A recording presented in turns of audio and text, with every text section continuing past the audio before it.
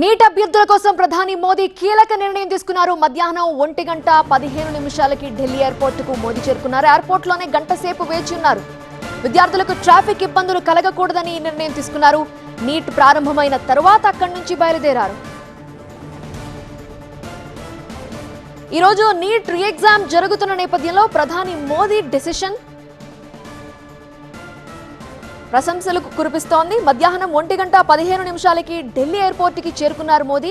అక్కడి నుంచి ఆయన వెళ్లాల్సింది, కానీ ఎయిర్పోర్ట్ లోనే గంట సేపు వెయిట్ చేశారు.